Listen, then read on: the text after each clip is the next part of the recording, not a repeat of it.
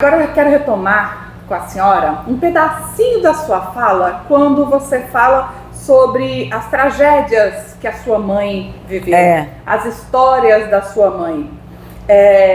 Estudando também nas vivências, nas escrevivências, o movimento feminino, a valorização da mulher. Você quer falar um pouquinho pra gente sobre essa luta, essa perda de identidade e esse sofrimento todo da sua mãe? Então, a minha mãe, ela sofreu muito porque ela vem de uma origem de um pai naquela época, né? Era um pai muito autoritário, né? Eram donos de fazendas lá da região de Poconé, e a minha avó indígena.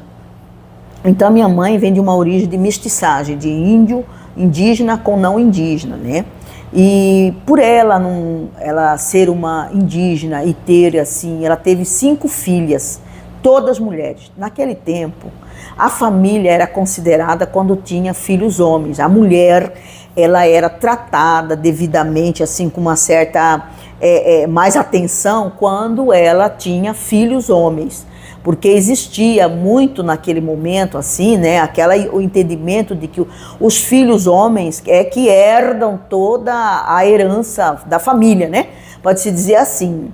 E aí, como minha avó só teve mulheres, né, não teve filhas, não teve filho, a minha avó foi muito assim, judiada, pode-se dizer assim, né?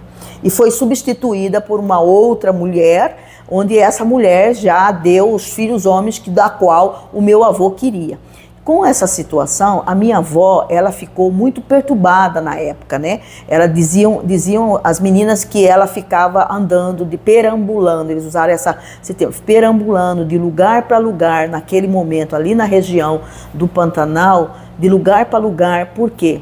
Porque as filhas, né, inclusive foram adotadas pelos tios, né, do lado paterno, né, para que eles fossem criados. Elas foram distribuídas, né, pode-se dizer, entre os parentes para serem criadas, educadas, exatamente porque a mãe não tinha as condições necessárias, principalmente do ponto de vista mental, para cuidá-las, né? Por exemplo, vou pegar o caso da minha mãe. A minha mãe veio para Cuiabá, ela foi entregue para o abrigo das crianças na época. E graças a uma diretora que teve lá na época, chamada Dona Juvência Maria da Cruz. Dona Juvência foi diretora e ela criou várias crianças, né? Ela criou dentro do orfanato várias crianças com um histórico parecido com o da minha mãe. Rejeição, abandono, maus tratos, né?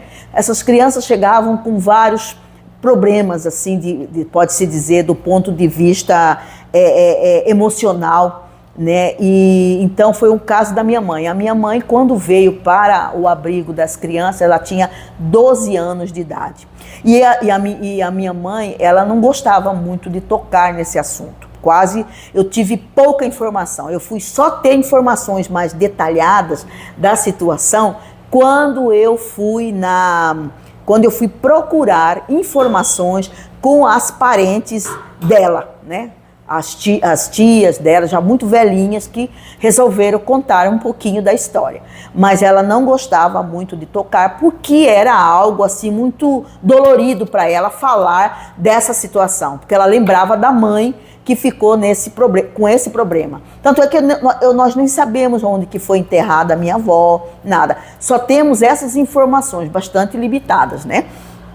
Então, minha mãe tinha assim, um comportamento de muita proteção em cima da gente, tanto eu quanto a minha irmã, né? Dessa proteção, até às vezes exagerada, né? Mas ela possibilitou esse contato nosso, mesmo depois da morte do nosso pai, com a comunidade, sabe? Ela disse que era um direito nosso, ela dizia isso. Mas é um direito de vocês, eu não posso impedir. Né? E por meu pai ser indígena mesmo, falante do idioma, tinha toda uma característica, ela permitiu. Então eu posso dizer que minha mãe foi uma pessoa extremamente importante, assim como a Dona Juvência, acho que a gente chamava ela de tia. Ela foi fundamental, porque foi a partir das relações que ela tinha com as instituições. Por exemplo, ela tinha um cunhado que era militar. ela tinha um cunhado que se relacionava com os governantes, com os gestores na época, né? E ela era muito benquista, era uma senhora de grande relevância do ponto de vista político. Ela era de articulação, articuladora, né? Então ela era muito respeitada pela fala dela. E ela era também uma pessoa que ela tinha o espiritismo, né, dogma do espiritismo muito importante na vida dela. Então ela foi fundamental na nossa vida também, né? Porque foi ela que guiou a minha mãe, né, dentro daquilo que minha mãe queria mesmo, porque a ausência da mãe e tudo. Então ela se completou exatamente isso, porque ela também não teve filhos, ela não se casou, mas ela adotou essas crianças todas que foram criadas lá no Abrigo Bom Jesus. Outra pergunta, então vamos voltar lá à sua avó. Existem muitos relatos de sequestro de mulheres indígenas, que os homens brancos sequestravam as mulheres indígenas e as tomavam para si como esposas. Esse pode ter sido o caso da sua avó? Então, eu também pensei isso, né, do sequestro, né, da maneira como ela foi retirada. Eu acredito que pode ser, né, eu assim não consegui aprofundar muito, porque, por exemplo, como minha mãe não falava, ela não dizia também quem eram os parentes da mãe. Sabe, assim, quem era mais próximo. A única coisa que eu fiquei sabendo, principalmente do pai, então, a figura paterna era muito, temeroso. Ela tinha meio receio. Da mãe, nesse aspecto. Eu acredito que possa ser isso aí.